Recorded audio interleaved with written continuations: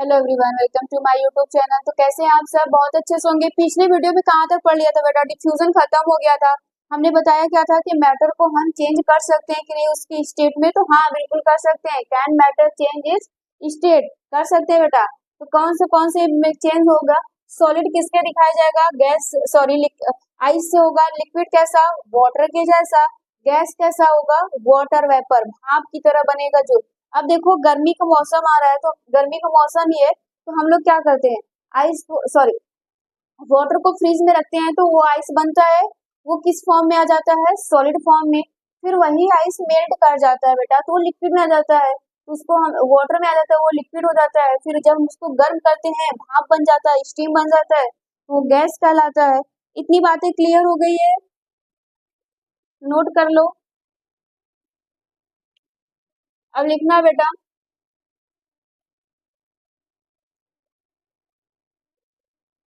Change of state. Change of state, solid, liquid, gas. Solid, liquid, gas. Solid में कौन है? Ice है। Solid में कौन है बेटा? आइस है। लिक्विड में क्या है? ये रहा तुम्हारा वाटर।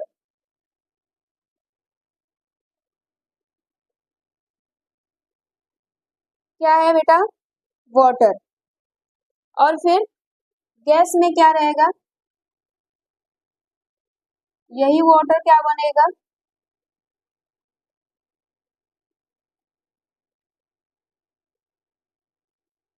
समझ रहे हो ना यहाँ पे?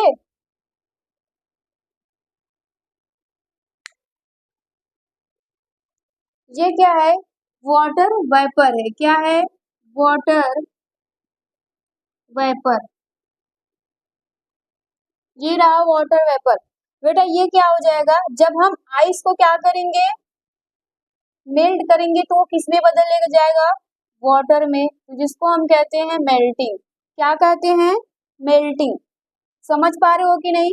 फिर उसके बाद जब ये क्या आ जाएगा? वाटर वेपर में जाता है, तो इवेपोराइजेशन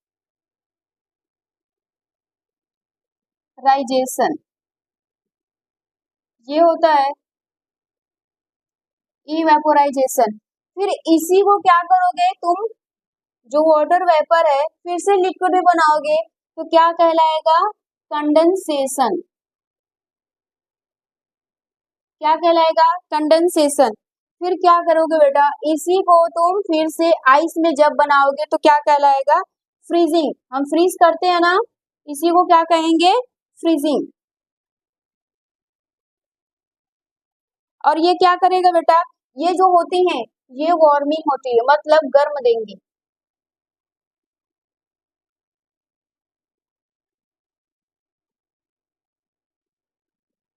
और ये सारी कूलिंग, ठंडा वाला है। समझ पा रहे हो कि नहीं?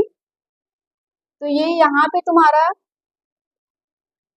जो रहेगा, इसको तुम ऐसे लिख सकते हो, 0 डिग्री से 100 डिग्री और डिग्री सेल्सियस। ये क्या रहेगा बेटा? इधर से ऐसे 100 डिग्री सेल्सियस से 0 डिग्री सेल्सियस होगा। बातें क्लियर हो पा रही है? नोट करो।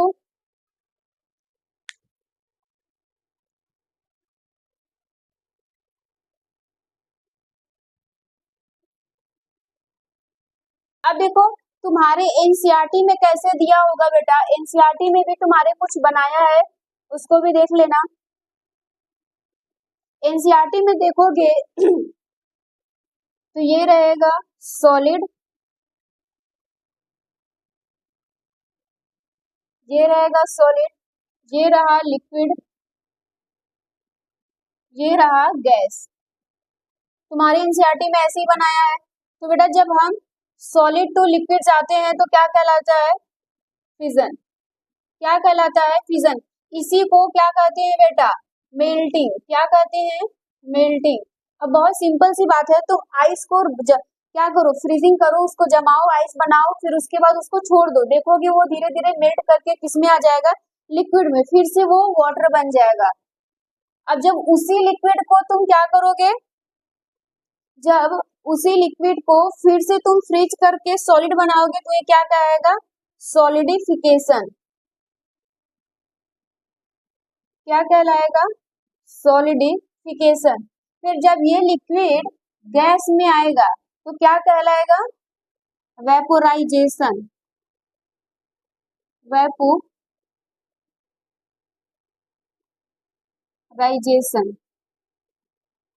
क्या कहलाएगा, वेपोराइजेशन कहलाएगा। चीजें क्लियर हो पा रही है कि नहीं।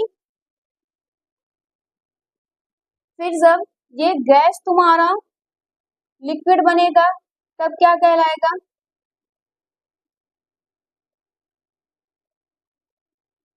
कंफ्यूजन नहीं होना, तीर इधर उधर मत करना, अगर करोगे तो फिर गड़बड़ा जाएगा।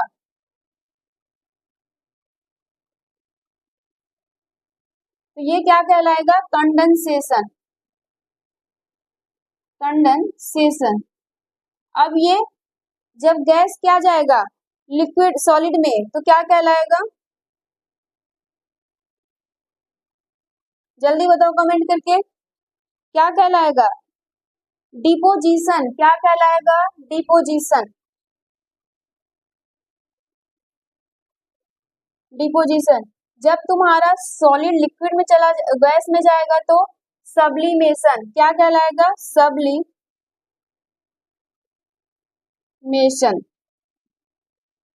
क्या कहलाएगा, सब्लिमेशन। इतना नोट कर लो। यही देख रहे हो तुम्हारा चेंज हो रहा है, और चेंज हो रहा है तो उस टर्म को क्या कहेंगे, ये सारी चीजें फिर से अच्छे से पढ़ा दिया जाएगा, पहले इसको इतना नोट करो।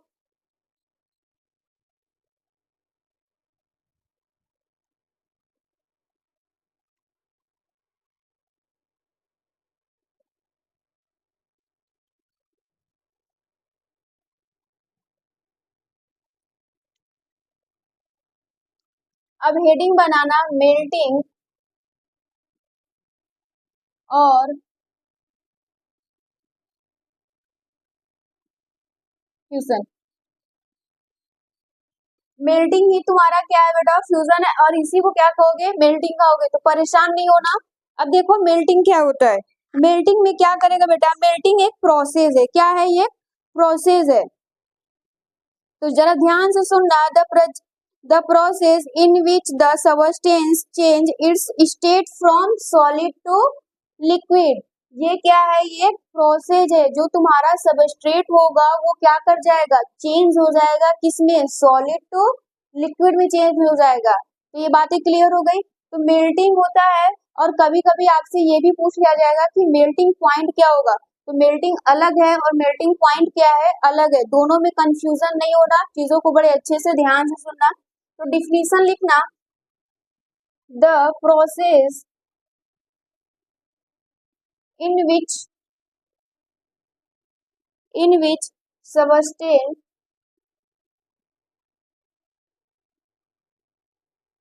change its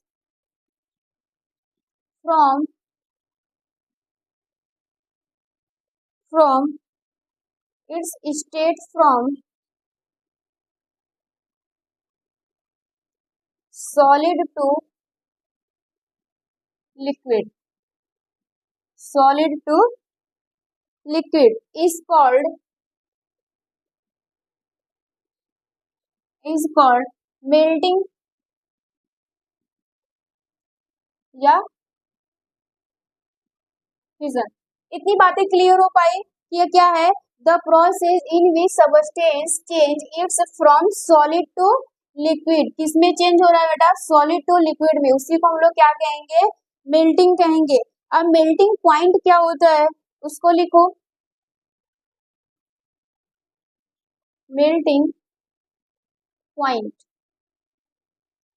तो इसको क्या कहते हैं, the temperature at which the solid start converting into liquid. यहाँ पे टेम्परेचर की बात कर रहा है, तो उस टेम्परेचर को क्या कह रहा है कि द टेम्परेचर विच एट क्या हो जाएगा, सॉलिड स्टार्ट करने लगेगा, कन्वर्ट होने लगेगा किसमें, लिक्विड में। एट क्या होने लगेगा, लिक्विड में एटमॉस्फेरिक प्रेशर। एटमॉस्फेरिक प्रेशर क्या होता है इसको भी बता देंगे। तो यहाँ पे बहुत सिंपल सी बात है। अब जैसे ये क्या कह रहा है कि तुम आइस को बनाओ और उसको क्या कर दो, या फिर आइसक्रीम। जब हम आइसक्रीम खाते हैं बेटा तो क्या होता है, हम ये कहते हैं ना कि जल्दी जल्दी उसको खा लो, नहीं तो वो क्या करने लगेगा, मेल्ट कर जाएगा, पिघल जाएगा। तो क्या होता है, वो प्रोसेस हो जाने लगता है, मेल्टिंग प्रोसेस है। लेकिन मेल्टिंग पॉइंट क्या है, एक टेम्परेचर पे होगा। किस पे होगा बेटा, एक ये टेम्परेचर पे। तो इसका डिफिनीशन लिखना,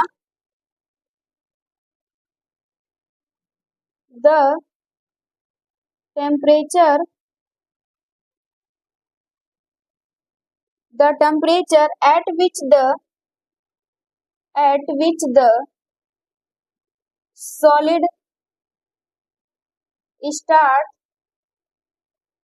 solid start converting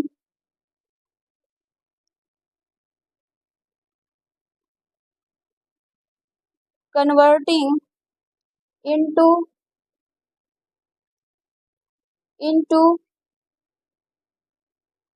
liquid at atmospheric pressure।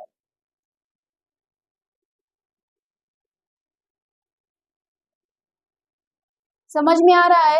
इसमें क्या हो जाएगा, सॉलिड क्या करने लगेगा, स्टार्ट हो जाएगा कन्वर्ट किसमें, लिक्विड में, एटमॉस्फेरिक प्रेशर में। उसी को क्या कहते हैं हम लोग, मेल्टिंग पॉइंट कहते हैं। तो एग्जांपल लिखना है बेटा, melting of ice, melting of ice, और दूसरा मेल्टिंग ऑफ आइसक्रीम।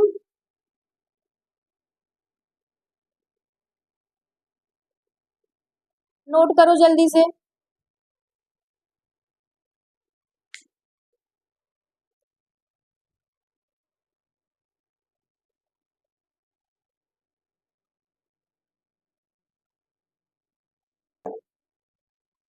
अब नेक्स्ट हेडिंग बनाना, वेपोराइजेशन।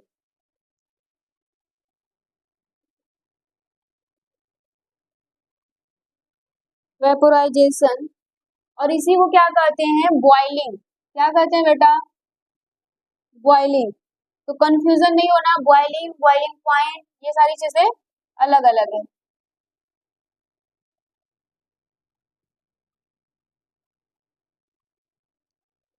अब इसमें क्या होगा, ये भी क्या है, एक प्रोसेस है। The process in which the substance change its from liquid, liquid किस में चेंज हो जाएगा, गैस में चेंज हो जाएगा। ये भी क्या है, ये प्रोसेस है। तो यहाँ पे भी उसको क्या करोगे, जैसा मेल्टिंग लिखा था बिल्कुल उसी तरह इसको भी क्या करोगे, लिखोगे। तो डिफिनीशन लिखिएगा,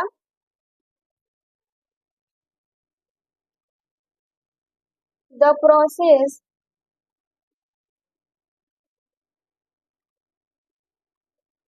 in which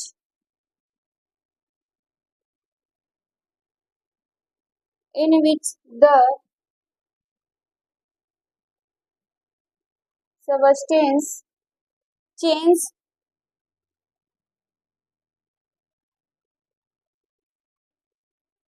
the process in which the substance change क्या होने लगेगा, change its state from liquid to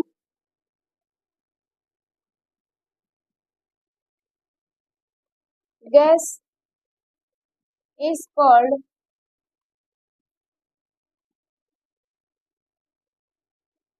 vaporisation. Clear हो पा रहा है, इसी को क्या कहेंगे, वेपोराइजेशन। अब बेटा ये होता है बॉइलिंग पॉइंट। क्या होता है, बॉइलिंग पॉइंट। इसको ध्यान से सुनना, बॉइलिंग पॉइंट भी एकदम उसी तरह है जैसे मेल्टिंग पॉइंट है।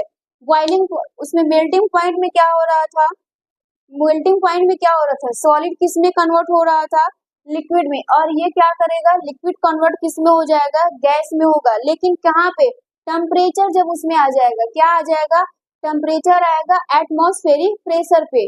बातें क्लियर हो पा रही है, तो इसको भी लिखो, the temperature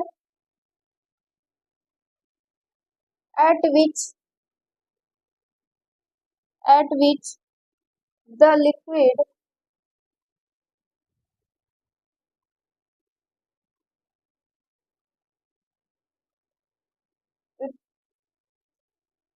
start converting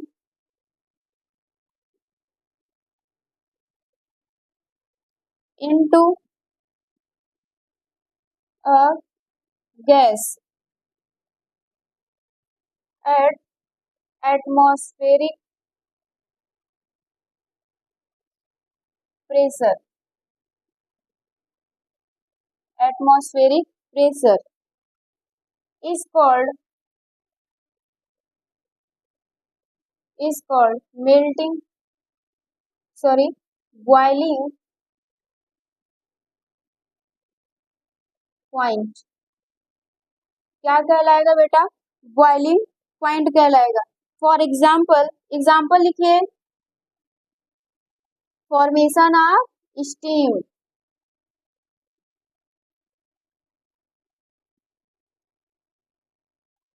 formation of steam. Momos सब लोग खाते हो, हाँ, तो किसका बना होता है, स्टीम का बना है ना, वो भाप से बनता है, तो उसके अंदर क्या होता है बेटा, बॉइलिंग पॉइंट होने लगता है, समझ रहे हो कि नहीं, टेम्परेचर भी उसमें इंक्लूड होता है। ये देखो, वेपोराइजेशन एक अलग चीज है, बॉइलिंग अलग चीज है, लेकिन बॉइलिंग पॉइंट अलग चीज है। ये एक सिंपल सा चीज है, प्रोसेस है, और ये क्या है बेटा, एक मेथड की तरीके से इसमें टेम्परेचर एटमॉस्फेयर क्या हो रहा है, इंक्लूड हो रहा है। तो कंफ्यूजन नहीं होना, तुम्हारे एग्जाम में कोई भी पूछेगा, अच्छे से नोट्स को बनाते रहना, तो क्लियर होता रहेगा।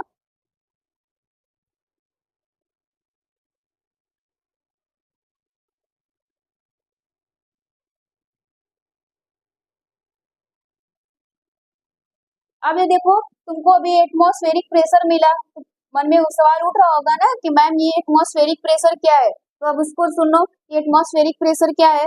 बेटा एटमॉस्फेरिक प्रेशर क्या होता है, ये क्या है, दबाव है, प्रेशर है ना, एटमॉस्फेरिक मतलब जान रहे हो ना, जो हमारा ये वायुमंडल है, जो भी हमारे आसपास की वायुमंडल है, वो क्या है बेटा, एटमॉस्फेरिक उसको कहते हैं। ये क्या करता है, एक प्रेशर लगाता है, क्या करता है, एक प्रेशर लगाता है, क्या, किस पे, हमारे अर्थ पे, वो किसी भी ऑब्जेक्ट से क्या करेगा, एक प्रेशर लगाएगा, और उसी को हम लोग क्या कहते हैं, एटमॉस्फेरिक। जब डिफिनीशन लिखोगे और भी क्लियर हो जाएगा, तो इसको डिफिनीशन जरा लिखना, एटमॉस्फेरिक क्या होता है।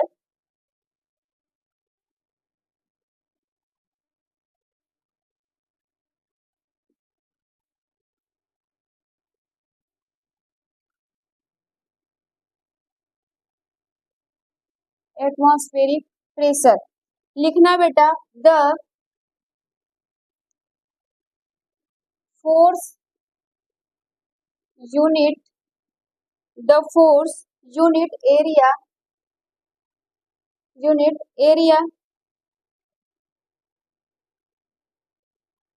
By the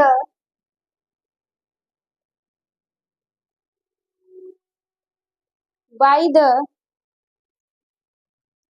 atmospheric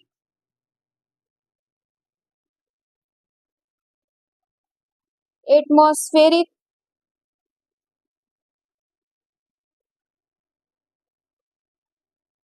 the the force unit area by the atmospheric on the surface of any object